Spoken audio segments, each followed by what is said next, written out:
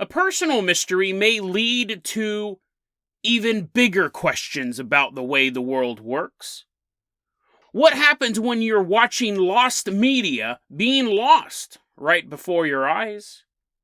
And then we travel to Guyana to meet a young man whose village has come under attack from gang members. As the chaos spreads and this young man tries to flee the gunfire, he realizes he has an ally on his side. A man from another world. Today on Dead Rabbit Radio.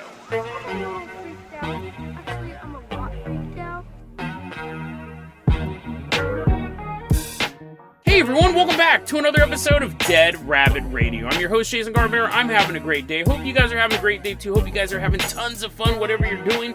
Unless it is currently raiding an African village, then that is not good. Do not have fun doing, or just don't do that. Even if you're not having fun doing it, just don't do that. But someone who always has fun, everyone give a round of applause for one of our Dead Rabbit Radio supporters. Give it up for Sean. Woo! Everyone give him a big round of applause. Sean recently bought me a book off my Amazon book wish list. That's in the show notes. He bought me a book titled, this is dope, Alien Invasion, the Ultimate Survival Guide for the Ultimate Attack. And he read it. He sent me a note saying that he read it and that it was an awesome book. So thank you so much for sending that over, Sean. I can't wait to dig into it. Sean, you're going to be our captain, our pilot this episode. If you guys can't support the show financially or buy me books or anything like that, that's fine. It really is just helps spread the word about the show. That also helps out so much. You have no idea how much it helps when you tell people about Dead Rabbit Radio. Sean, let's go ahead and toss you the keys to the Jason Jalopy. We're going to leave behind Dead Rabbit Command. We're going to drive all the way down to Sacramento, California. We're driving down to Sacramento, California, because that's where I spent a lot of my adult life. And this first segment's going to be really, really short. It's a mystery that I hadn't thought about for years. Sean, let's go ahead and toss you the keys to the Jason Jet. We're leaving behind Dead Rabbit Command. We're flying all the way out to Sacramento. The reason why we're headed to Sacramento, because I put together this weird pattern when I was dating. In my dating life, I started to notice something. Now, it took me a couple years to notice this. I'm not really quick on the uptake when it comes to personal relationships, but I started to notice something. The pattern I noticed was this. If I was out on a first date with a woman, right, we're getting to know each other, trying to figure everything out. This is so weird, and I never thought about this for a long time. It popped in my head the other day, and I was like, oh, that's super weird. I should talk about it on my show about paranormal and conspiracy stuff. I'd be on a first date with a woman, and if she went to the bathroom in the middle of the date, it was over. If on the first date, the girl goes to the bathroom, when she came back, she wanted nothing to do with me. And a lot of time, it wouldn't like she'd come back and be like, hey, thanks for the meal, or I had a nice coffee, it's time to go. No. She'd come back, she'd sit down, and she would be mean to me. She would be mean.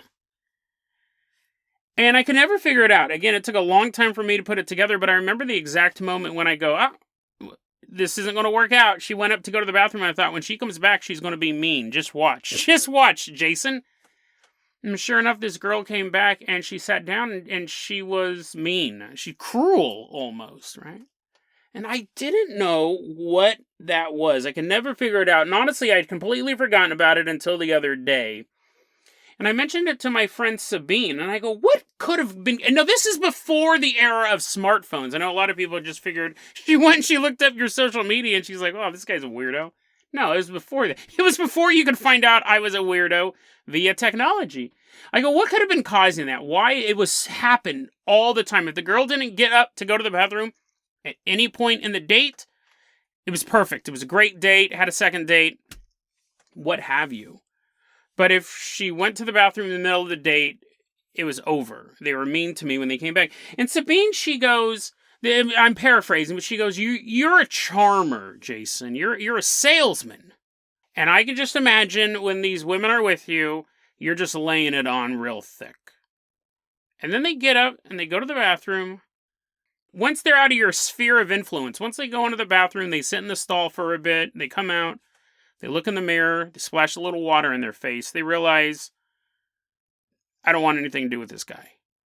Maybe he's a nice guy, but this isn't the right time. It's not the right time for me. This is over. And I go, why did they have to be so mean when they came out? They could have just walked away or said, it was nice meeting you. And she didn't have an answer for that.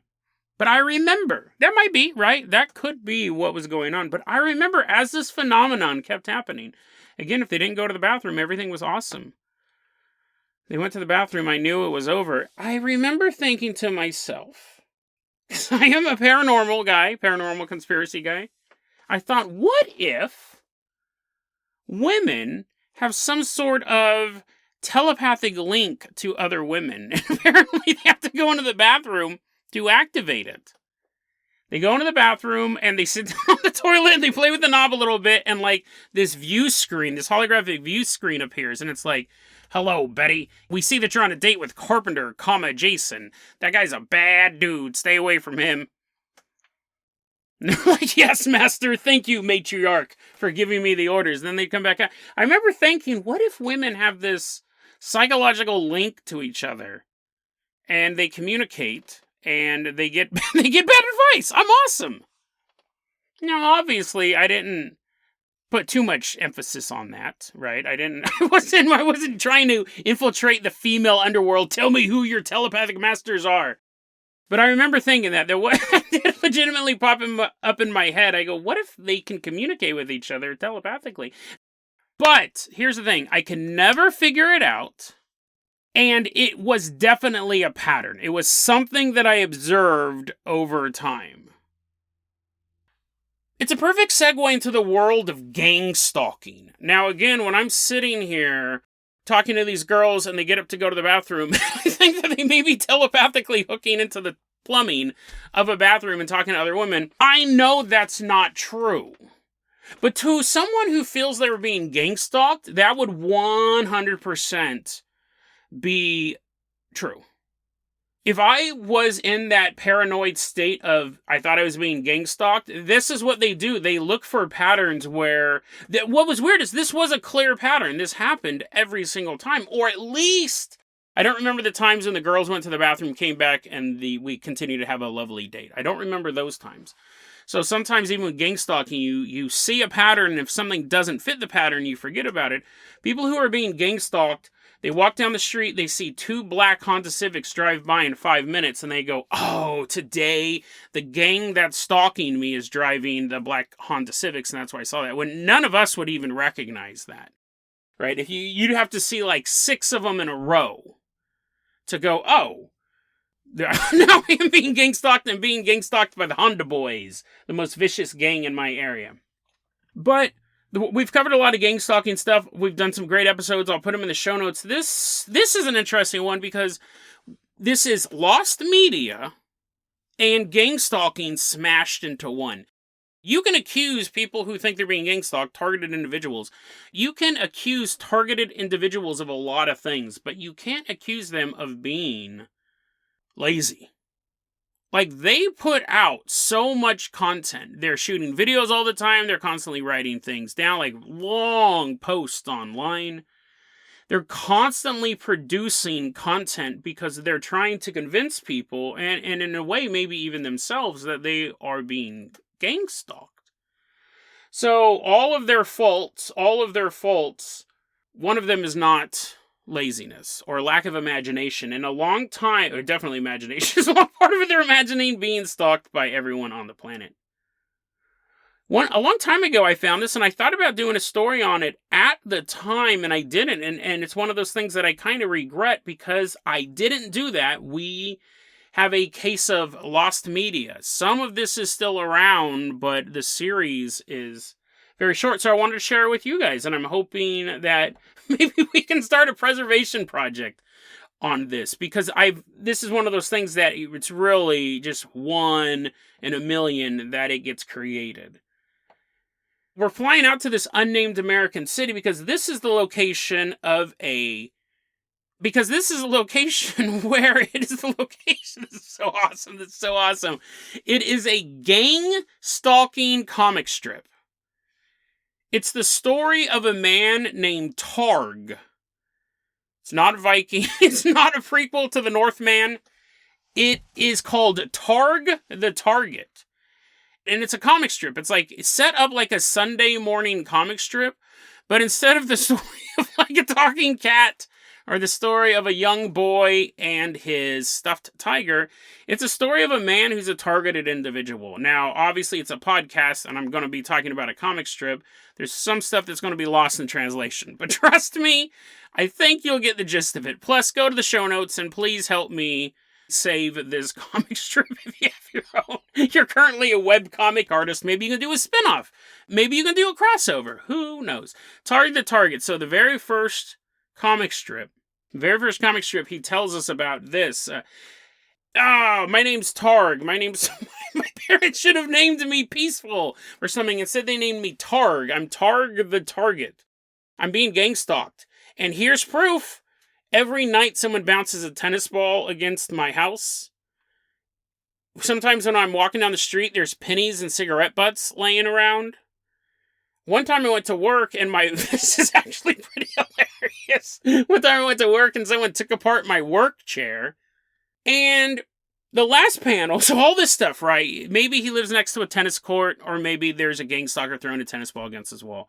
Maybe he lives in any major US city, or where there's pennies and cigarette butts everywhere, or there's a gangstalker who likes to smoke cigarettes and, I don't know, throw pennies at ants. Maybe he works with me and I took his work chair apart. But all this stuff he's taught, and he says, like, he comes home, food's missing. And then all this stuff's going on in the last panel. This is the last panel. And this shows the mind of the gangstalker, right? Like, he's finding patterns everywhere. And then the last panel, he goes, even my neighbors suddenly act as if I'm some kind of sex criminal. Now, if you're waiting for a punchline, I should tell you right now, these comic strips aren't funny. It's in a comic strip. Well, I am laughing at them, but they're in a comic strip forum. And I go, wait a second. So cigarette butts and the food's missing. And so that means I'm your roommate. And they act like you're a sex criminal. What? That's kind of a downer, too. Don't hit your comic strip like that, too. Family Circus is like, Daddy, why do you have to talk to all your neighbors whenever we move? And the dad's like, I wouldn't include sex criminal stuff into your comic strip. I am not a comic artist myself, but that's how it ends. Again, not a joke. It's not funny. I'm laughing at it because this is insane. But then the second comic strip starts up, and someone spits while he's walking past Targ the Target. And he takes that as the fact that this guy is gangstalking him, right? This is one of these signals. If you spit near me, it must be you're trying to harass me. That's the whole thing. They just want to harass you. Leaving pennies. Well, I don't know why leaving pennies and cigarette butts would be harassing. I'd have a bunch of money each day and on all the free nicotine. Guy spits near him, and that he realizes he's being gangstalked today. And then the third panel, first panel is a guy spitting. Second panel is Targ going spit, like questioning it. And then the third panel says, quote, what is going on? Come on, dude, there must be something else going on with you. The third panel goes, what is going on? I had someone call me pedophile the other day. What? He never brings that back up. He never really addresses it. I don't know if this guy actually is a sex criminal. I don't know. He's like, man, it does sure suck that people are giving me weird looks since I put my flyer up everywhere because I'm not allowed within 50 feet of a school. Why is everyone treating me like some sort of weirdo and spitting at me? He keeps bringing this up that people act like he's a pedophile, that he's a sex criminal, but he never addresses why those allegations would be there. And what's interesting is the comic strip is written by someone called Eleanor. But Targ is a dude, and you could go, well, that's fine, Jason. You know, there are dudes who write Wonder Woman comic books. You don't necessarily have to be the same sex as the person in the comic strip. But this Eleanor breaks the fourth wall at one point and begins taking photos of their house. Now Targ is narrating their life. It gets so weird. And all we have, this series used to be super long. There used to be a ton, because I remember reading this probably about a year ago and I was laughing.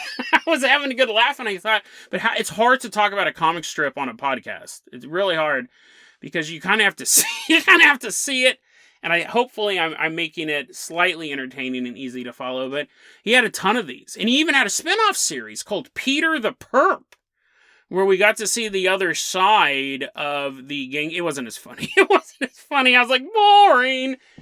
But what's happened, I was going through my bookmarks. I was looking at something else. I was looking for something else, and I go, oh, Targ the Target, dude. I'm going to see like where this guy's at. Is this guy currently still putting out comic books? Gone. It's gone. There are 18 strips on a Reddit page.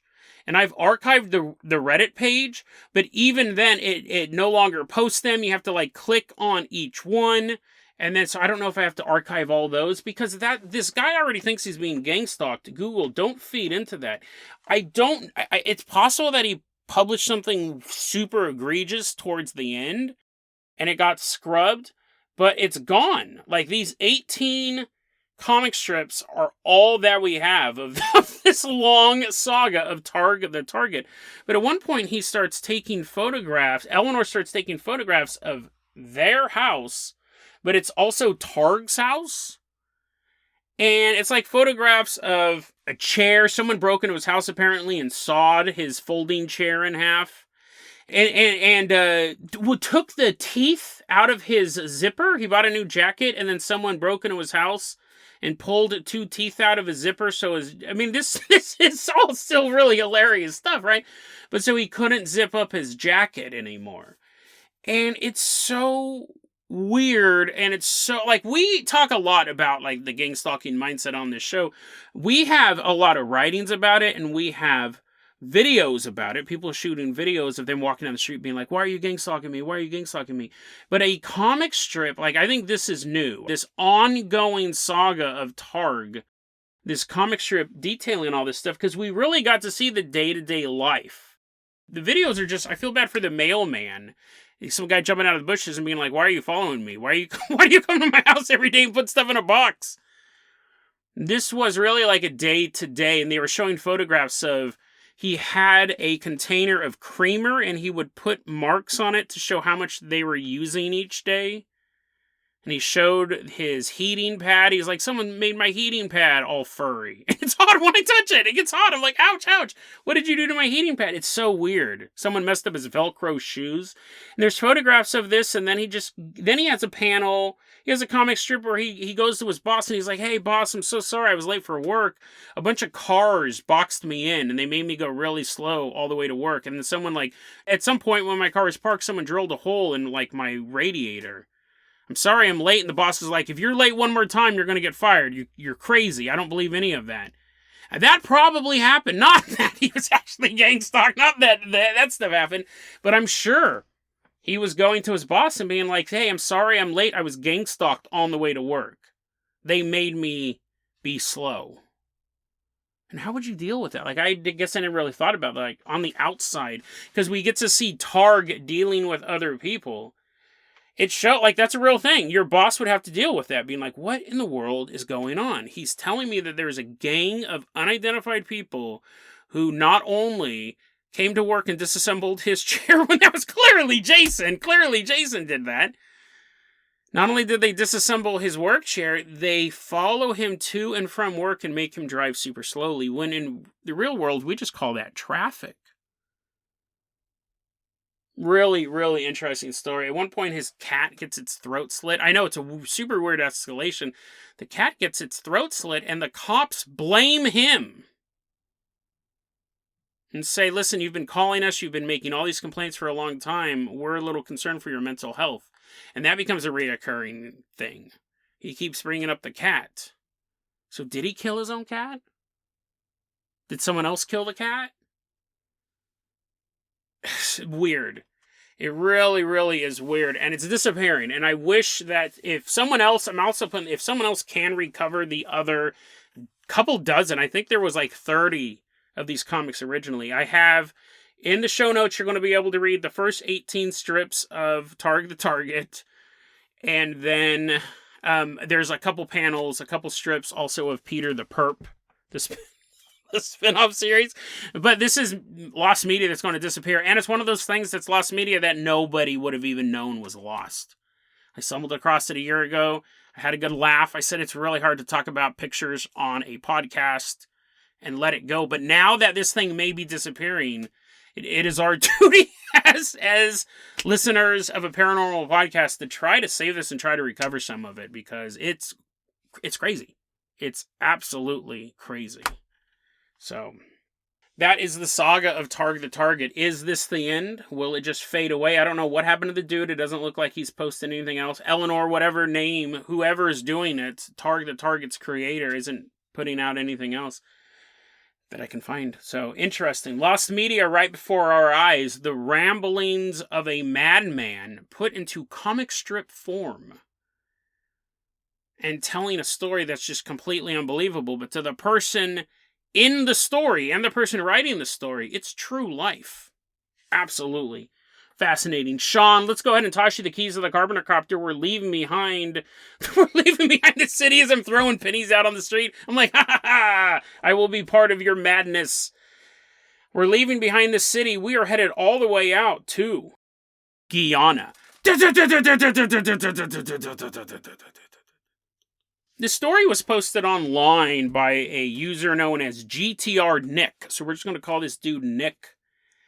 In Guyana, there is an unnamed village that Nick lives at. And this village is near the outskirts of Georgetown. So it doesn't have the same amount of safety that a major city would have for the residents.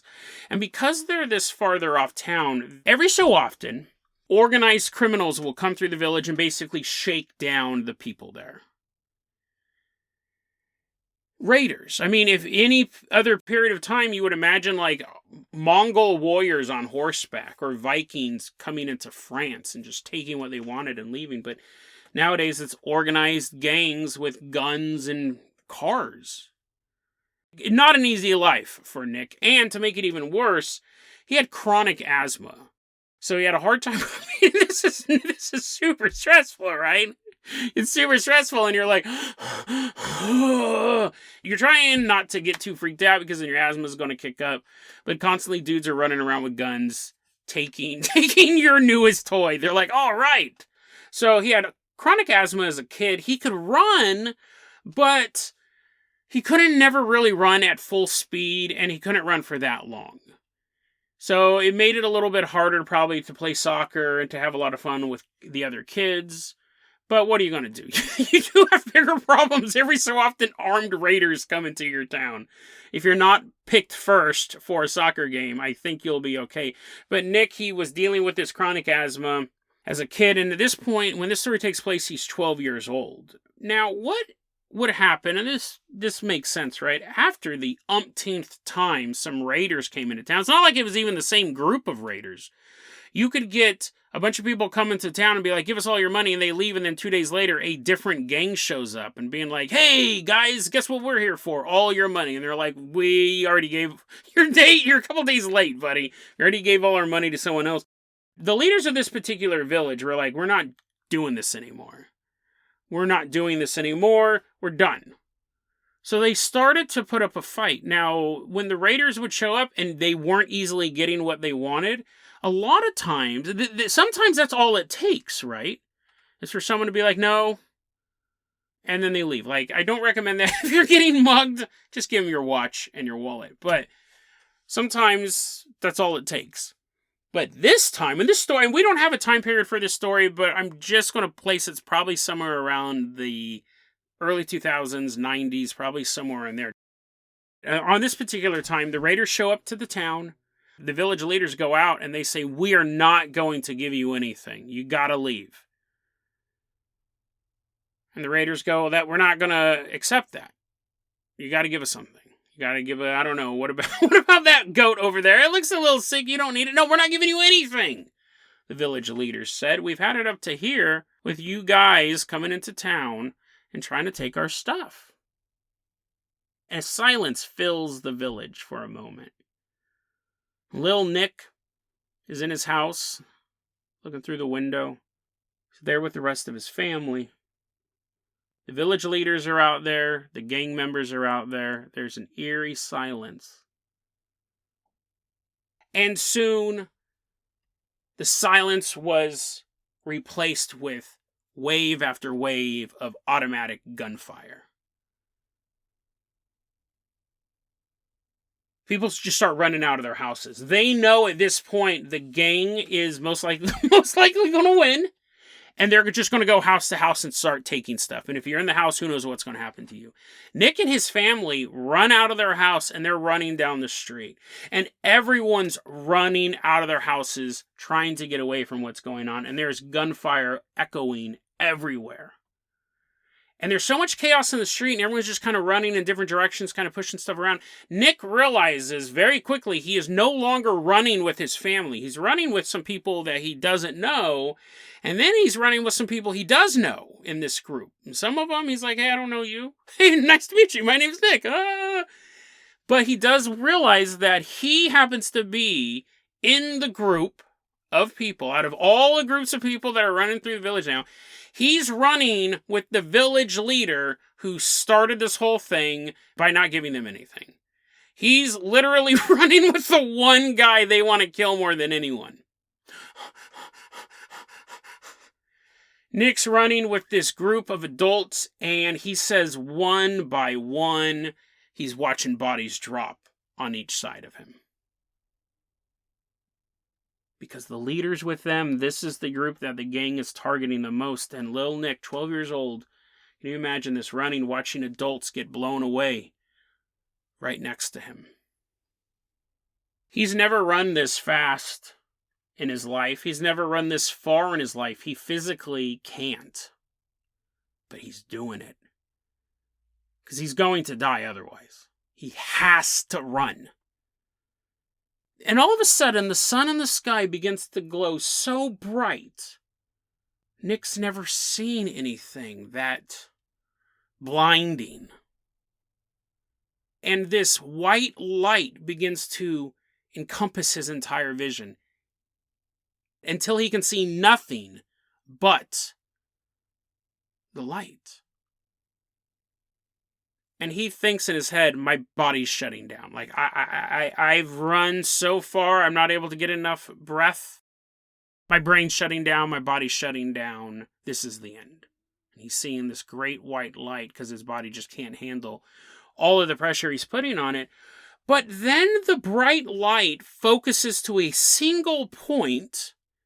And once again, Nick can now see the village clearly, and he's running like he was running before. But when he turns to his side, he sees a stranger running next to him.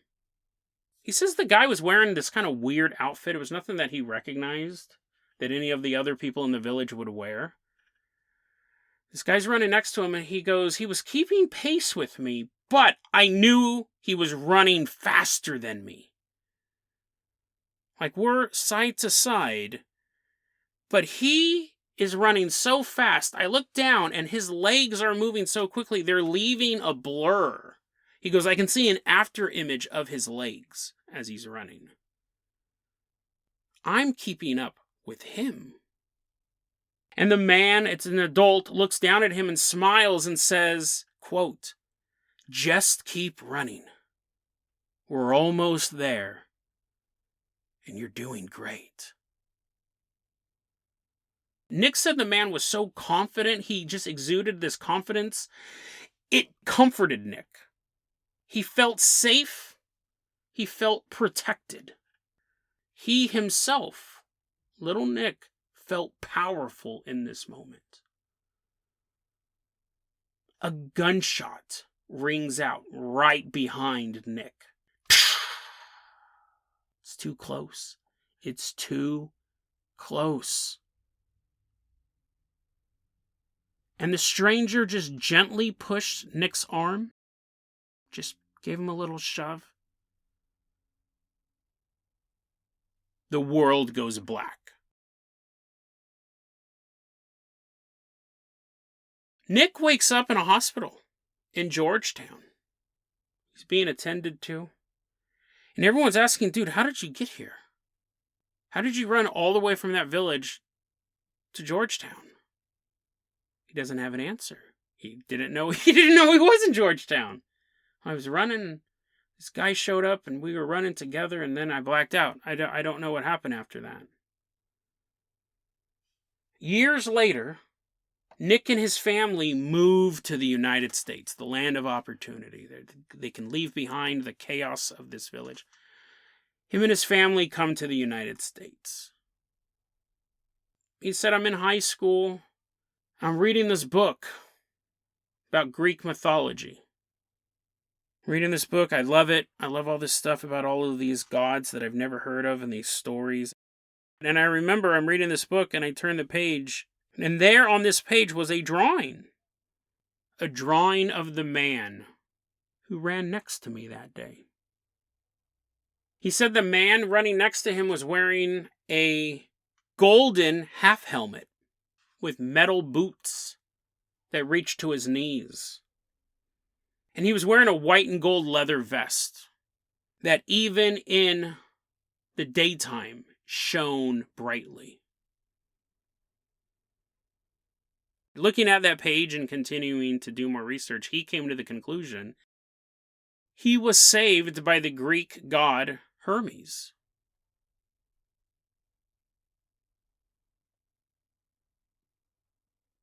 Fascinating story. I love this story. I'm sorry this guy got shot at and a bunch of people got killed in his village, but it's such a fascinating story of a Greek god coming to Earth to save this kid. And it's one of those things that this might be the outlier. When we're looking at the world of paranormal, this might be the outlier. This may be the only story we can really find where a version of a Greek god comes to Earth and saves someone. But one thing I've learned on this show, sometimes it's not the outlier. It's the only story we've found. A long time ago, I did an episode about someone waking up in a pitch black room. They were just locked into this black bedroom void. And I thought it was an outlier. It was a one-off story. And then I started finding more and more and more. And now it's one of the official mysteries of Dead Rabbit Radio. It's something that I'm really interested in. And I cover it every time I find it because it turned out not to be an outlier. It turned out to be, it was so weird, it was hard to find stories about it. It was so weird, people didn't even want to talk about it. So could the same thing be happening here? Could people be in dire circumstances and they're being saved by old gods? And actually, I just thought of this. What would be even more interesting is he didn't know that's what this was at the time. If someone was a devout Catholic and they believed in God and the Virgin Mary and Jesus, and they're in a horrible car accident, and in their time of need, Zeus showed up to help them, would you repeat that story? The car goes off the road, crashes into a ravine, everyone's unconscious, there's blood everywhere, I don't know if it's mine or my loved ones, I'm hanging upside down in this car, and then Zeus showed up and ripped open the car door and charged my phone. My phone was dead. He charged it with a little lightning bolt and then said, everything's going to be okay, ma'am. Everything's going to be okay. And the next thing I know, I'm in the hospital. Apparently, I called 911. We were all airlifted out of there. Would they tell that story? Because I think if you accept the existence of the old gods, you accept the existence of all gods. And if there's all gods, then where does God fit into that? It's fascinating. This might be a one-off story. It could be a fake. But it could be a story that it's one of those things people don't talk about it because it actually makes you question the religion that you were raised in or the religion that you converted to because it was the one that spoke most to you. This might be a more I'm not saying super common, right? But saying this might happen more often. People don't feel comfortable talking about it because it could make them feel like their religious faith, their belief, is a little less true. Whether or not this is a worldwide phenomenon, whether or not this happens all the time and people just aren't talking about it, none of that matters to Nick. All Nick is concerned about, all Nick cares about is that day that whether or not anyone else believes him, Hermes, the Greek god, came down from the heavens to save his life. He can't make sense of it. He doesn't know why it happened. But he does know the only reason he's alive today is because a man who the modern world says never existed did in fact exist. And they ran together until Nick lived to tell the tale.